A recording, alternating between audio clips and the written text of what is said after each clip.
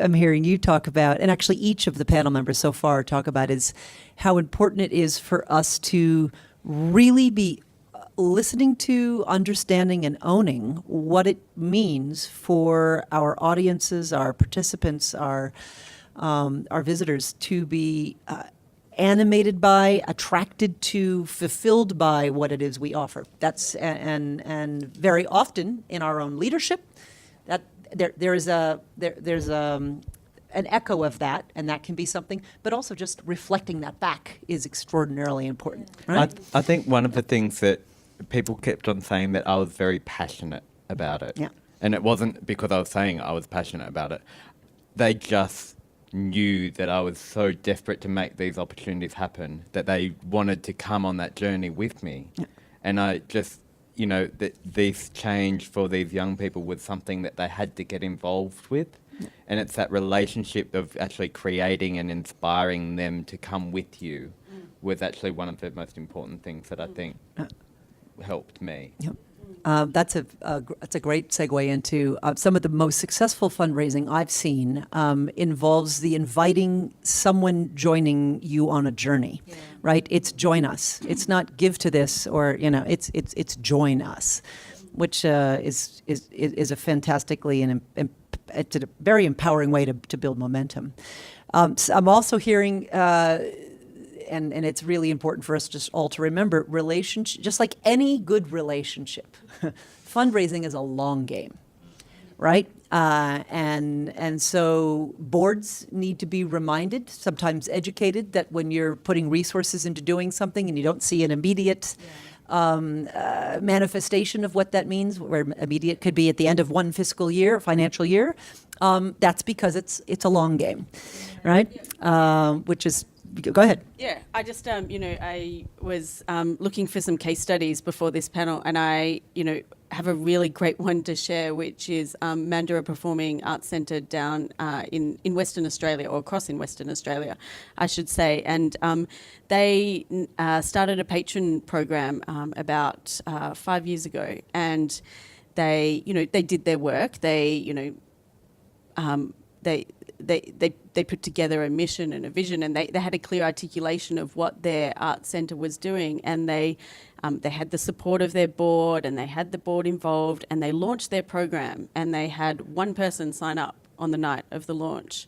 And then 6 months later, they had 6 people in the program, but they kept meeting people and kept telling the story and kept using their networks to build that story out. And, 4 years later, they have, I think it's 105 people in their patron program, now bringing in, and I may have the numbers wrong, but, maybe 150K or something a year.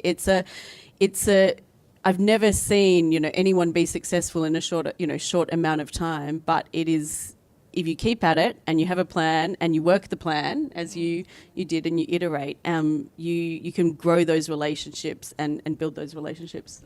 Yeah, I think you learn things every day, and one of the things with what you were saying I thought about is that I thought as the chair I had to have help set how we think about this, because none of us had done it before. And we were a very small group, and we didn't have staff, actually, because we just ran a little event at Este. So we pay all the musicians when they came, and we got a general manager, but it was board-led, so it was voluntary. So we set up a model of how to think, and we had a model of aspiration, not desperation. Because when you're in a low-income community, but you've got very grand plans, it could split your community. And that was a real issue, and I still find, to be honest, difficult with board members or some of our volunteers who think we're being overambitious. It's interesting in our little community, let alone our circle of influence, what questions we've been asked about ambition. Are you very ambitious? And I, as a former teacher, I want everybody to stand up and say, absolutely.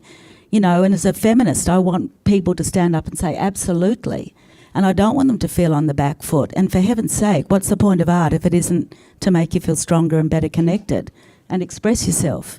So that, I found one of the tricks to success was having these models of thinking that really helped, because we had to go and get lots of advice and still do. So that way of thinking was a really important part of gathering people along us who would be fellow believers in what we do, not just audience. They had to be strong believers, and we had to create a community of supporters everywhere. I mean, we did it around the world, but it was obviously local mattered first, and then our community of audience, and of course the musicians and the artists and the producers. No, that's really interesting. As you know, as we talk about relationships being what fundraising is all about, as opposed to money asking, one begins to recognize that the role of fundraising is one that is a lot more than any, in a large organization, it's a lot more than any individual in a, quote, development role. If you're an organization of 2 full-timers, which of you is dedicated to fundraising?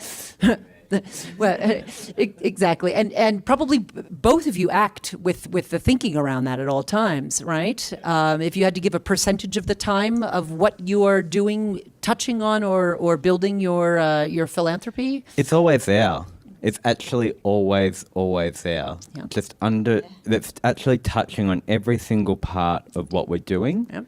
And, you know, just the projects that we're doing, even if it's the first year of a pilot project, it's about, okay, so how can we actually potentially continue this next year, but how can we actually kind of bring others with us on that journey? Yeah. And it's that kind of, even from the first year, pilot year, we're actually thinking about a longer game down the track. Yeah.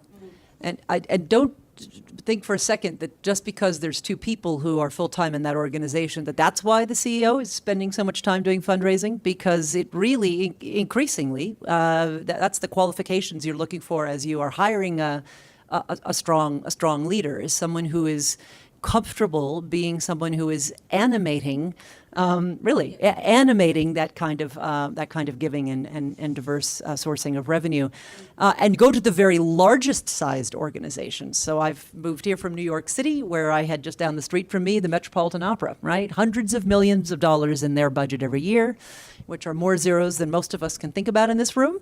But no different in terms of the notion of fundraising being everybody's job. The chairwoman of the Metropolitan Board, a friend of mine, Ann Ziff, says it is every one of our jobs to be building the relationships that are building the tomorrow for the organization. And that also goes for our, you know, on top of the 2 full-time staff, we've also got a team of casual staff, and we actually instill that within their culture and also within the board as well. I mean, it comes from a board down anyway, but it's every single one of them actually touching on it. Yeah, you stole my thunder. I was about to say I don't work in an arts organisation, but I am a board member, and it's fundraising is each and every board member's responsibility as well. And that's something that when I joined the board of one of the organisations I sit on, that wasn't the conversation that the board was having, and that wasn't something that was recognised as part of the role. And it was a change we made as well because of necessity, because we'd lost funding and suddenly fundraising was important. But it's, you know, I do also talk with a lot of arts organisations who say, oh well, yeah, I don't have a board that's, you know, my board's not very good. They're not you know, functioning, and it's, you know, we don't have a high powered board, and we don't have a board full of rich people. And how do we get someone, you know, rich on our board? And I say it's not about that. You know, let me tell you what a high functioning board looks like, and it's as easy as, well, we have fundraising, or call it development, call it whatever you want, on our agenda at every single meeting. And when we're discussing, you know, strategy, we're discussing fundraising as part of that. And no one on our board had come with a fundraising background, but we learnt. And you chaired a board, and you said you chaired a board through a fundraising, you know, initiative, and you said you learned about that along the way. But it's you know, it's the question of, are you empowering your board to be a fundraiser, or to support you in fundraising? And that's about, first of all, putting it on the table and having a conversation about it. But then also, what they can offer you is either, you know, bringing people to performances, or introducing you to people, or expanding your network of influence. And to do that, they need to be able to tell the story of the organisation. And I know that there were plenty of fellow board members I had who still couldn't articulate in 30 seconds what the organisation did and what it stood for. And that's a piece of what you can do to empower your board to help you in your development or fundraising part of your role. It just makes me think about, that definition of luck. People say, oh, what do you feel that you and your team were lucky? And I had to find something because it pissed me off every time. I thought, lucky, you're kidding? I'm not earning money. I'm doing this out of choice. But I like that definition of luck that's where preparation meets opportunity. And we didn't know whether to fundraise for the sound shell and the second building or separate them. So Frankie, we get a lot of advice all the time. I mean, I'm really big on that. And basically they said you get one shot. But we just thought, oh, how do you really? We didn't know, you got designs done from architects, but we weren't a community of givers. We had no culture of giving. We didn't have reserves. We're a low-income community. And we did a festival once every year. That was very nice. We were more about artistic life than social change. So when we started to do all of this, we had to have a big belief. And I remember Philip Cox, the architect, saying, how much do you want to raise? And I just couldn't say $1 million, so I said 800,000. And in my head I was saying, come on, But he said, okay. And you know what's extraordinary? That we built a permanent sound shell for $800,000. Fantastic. It's sort of like a miracle. So every pardon? Yeah. No, then we raised other money. We raised about 4 million cash from no culture of giving. No culture. And we did not do it with rich people. So we did not. We did it step at a time with a lot of advisors, a lot of determination and a lot of sleepless nights, but an absolute passion for the power of music to transform lives. We knew we had to do something other than dairy, other than fishing and farming, or else these people's lives would not progress. And I couldn't bear as an ex-educator or as an educator, ex-teacher, I couldn't bear that people didn't believe they could influence the future. That really found. So just one thing I wanted to say following on was that definition of luck where preparation meets opportunity was a great lesson for us because we've got 200 active volunteers who are the cultural capital of our organisation. Absolutely the cultural capital. They're believers. They're from all over Australia and around the world.